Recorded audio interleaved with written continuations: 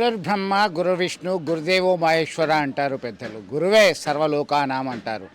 నేడు దత్తాత్రేయ జయంతి సందర్భంగా, దత్తాత్రేయ పౌర్ణమి సందర్భంగా దత్తాత్రేయ ఆలయాలన్నీ భక్తులతో కిటకిటలాడుతున్నాయి. కరీంనగర్ జిల్లా రామడుగు మండలం వెదిర గ్రామంలో ఉన్నటువంటి దత్తాత్రేయ ఆలయంలో ఉన్నాం. ప్రస్తుతం మనం చూస్తున్నాం దత్త పౌర్ణమి. ప్రతి పౌర్ణమికి ఇక్కడ ప్రత్యేక పూజలు వ్రతాలు జరగడం అనేది ఆనవాయితీగా వస్తున్నటువంటి పరిస్థితి మనం గమనించవచ్చు. ప్రతి పౌర్ణమికి హోమ చేస్తుంటారు. దత్త పౌర్ణమి సందర్భంగా ఇక్కడ ఊయలను కూడా ఏర్పాటు చేయడం జరిగింది. అంటే పుట్టినరోజు దత్తాత్రేయుని యొక్క పుట్టినరోజుకు సంబంధించి ఉత్సవాలు సైతం చేస్తున్నారు. మనకి ఆ విగ్రహం మూర్తిని సైతం చూస్తున్నాం. ఒక్కసారిగా చాలా విశేషమైనటువంటి పూజలు వ్రతాలు ఆచరిస్తున్నారు. వివిధ ప్రాంతాల నుంచి భక్తులు పెద్ద ఎత్తున తరలి రావడం అనేది ఇక్కడ ఆనవాయితీగా వస్తుంది. మనకి దత్తాత్రేయునికి అంటే బ్రహ్మ విష్ణు మహేశ్వరుల యొక్క ప్రతిరూపమే దత్తాత్రేయ అవతారంగా భావిస్తారు. ప్రతి పౌర్ణమి రోజు ప్రత్యేక పూజలు చేస్తున్నారు. ఏంటి అసలు దత్త పౌర్ణమికి సంబంధించి త్రిమూర్తి అవతార రూపమే శ్రీ గురుదత్త అవతారం అంటున్నాం కదా, ఏంటి అసలు ఇక్కడ ఏం పూజలు చేస్తుంటారు, ఎప్పటి నుంచి ఏం చేస్తుంటారు? గురు బ్రహ్మ గురు విష్ణు గురు దేవో మహేశ్వర త్రిమూర్తి అవతార రూపమే శ్రీ గురు దత్తాత్రేయుడు. త్రిమూర్తి అవతార రూపం కాబట్టి బ్రహ్మ విష్ణు మహేశ్వర త్రిమూర్తి గురు బ్రహ్మ గురు విష్ణు గురు దేవో మహేశ్వర త్రిమూర్తి అవతార రూపమే శ్రీ గురు దత్తాత్రేయుడు. ప్రతి మానవునికి మానవ జీవితంలో గురుబలం ఉంటేనే విద్య, ఉద్యోగము, వ్యాపారము, ఐశ్వర్యము, ఆరోగ్యము అన్నీ కలుగుతాయి. కాబట్టి దత్తాత్రేయుని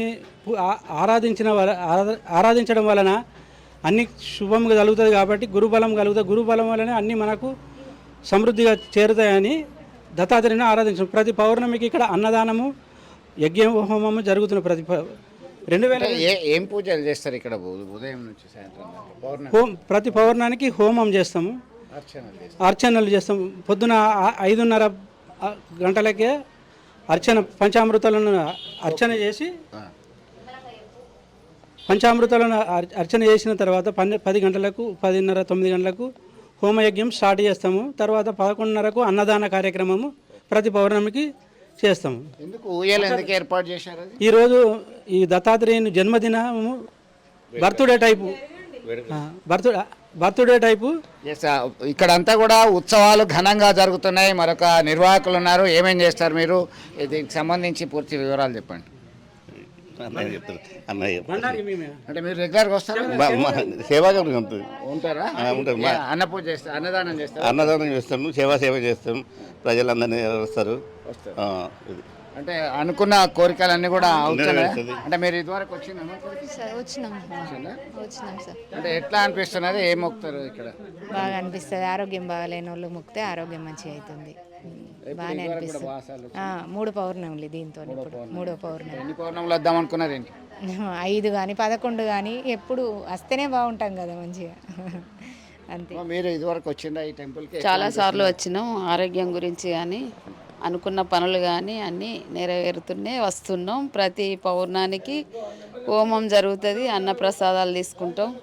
అన్నీ అనుకున్నట్టు జరుగుతున్నాయి. మీరు ఎక్కడి నుంచి వచ్చారు? మేము రామడు మండలం వెంకట్రావుపల్లి నుండి వచ్చాం. ఎట్లా అనిపిస్తుంది? బాగా అనిపిస్తుంది. మొత్తం మీద వివిధ ప్రాంతాల నుంచి పెద్ద ఎత్తున తరలి వచ్చినటువంటి భక్తులు దత్తాత్రేయునికి ప్రత్యేక పూజలు వ్రతాలు చేస్తున్నటువంటి పరిస్థితి మనం గమనించవచ్చు. దానికి సంబంధించి అయితే ప్రతి పౌర్ణమికి ఒక విశేషమైనటువంటి పూజలు చేస్తామంటున్నారు. ప్రస్తుతం మనం ఇక్కడ కూడా చూస్తున్నాం. ఇక్కడ హోమం చేస్తున్నారు. హోమం కార్యక్రమాలన్నీ కూడా నిర్వహిస్తున్నటువంటి పరిస్థితి. ప్రత్యేక శ్రద్ధతోని భక్తి శ్రద్ధలతో నిర్వహిస్తున్నటువంటి పరిస్థితి మనం గమనించవచ్చు. దత్తాత్రేయ అంటేనే గురు రూపం అని చెప్పి భావిస్తారు. గురు యొక్క బలము అనుగ్రహం ఉంటేనే అన్ని సౌకర్యాలు కలుగుతాయని చెప్తున్నటువంటి పరిస్థితి. మీరు ఎప్పటి నుంచి టెంపుల్కి సంబంధించి అభివృద్ధి పరచడం జరిగింది? దీనికి సంబంధించి వివిధ ప్రాంతాల నుంచి ఎట్లా వస్తారు భక్తులు? ఏమేం చేస్తాను ఇక్కడ? నేను 2017లో శివమాల వేసుకున్న తర్వాత మాకు ఒక వ్యక్తి అడిగిండు, దత్తాత్రేయ స్వామి టెంపుల్ కావచ్చు, వెదిరేకారే ఎవరు కడతలేరు, పాపం పెద్ద మనిషి కష్టపడుతున్నాడు అంటే వెంటనే వచ్చి ఆ పెద్ద మనిషి చంద్రయ్య గారి దగ్గరికి వచ్చి ఆయన సొంతం భూమి కొనుక్కుండు. వచ్చి అడగంగానే మీరు కట్టండి అని చెప్తే అంతా దాతలు, నాదేం లేదు ఇంట్లో, దాతలు పైసలు ఇచ్చారు. వాళ్ళు ఎప్పుడు ఇచ్చారు, ఎట్లా ఇచ్చారో తెలియదు, నేను ఎట్లా కట్టినో తెలియదు. నేను నిమిత్త మాత్రుండి. అంతా దత్తాత్రేయ స్వామి వాళ్ళ దయ వల్ల అందరి ఆశీర్వాదంతో మంచి అన్నప్రసాదం కార్యక్రమం ప్రతిసారి పౌర్ణమికి దత్త జయంతికి. ఇది 25వ అన్నదాన కార్యక్రమం. ఈ 25వ అన్నదాన కార్యక్రమం మన గ్రంథాలయ సంస్థ చైర్మన్ సత్తు మల్లేశం గారు ఈసారి మొత్తం ఆయనే. అంటే ఇట్లా దాతలు నెలకొకరు వస్తుర్రు, దాతల సహకారంతోనే అన్నప్రసాదం నడుస్తున్నాయి, అన్ని నడుస్తున్నాయి బ్రహ్మాండంగా. ఇప్పటివరకు పూజలు ప్రతి పౌర్ణమికి పూజ.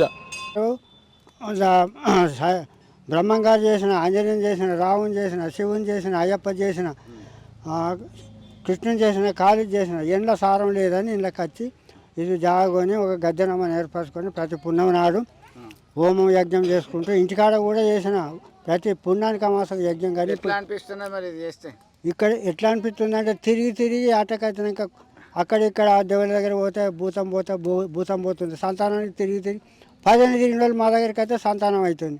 ఇక అంతకంటే ఎక్కువగా ఒక్కొక్కరు 10 ఏళ్ళు తిరిగి భూతం పోకపోతే రాగానే ఇసుకున్నట్టు మరి కాలబెట్టిన చెప్తారు. ఇంతకన్నా మాత్రం ఇంకేం కావాలి?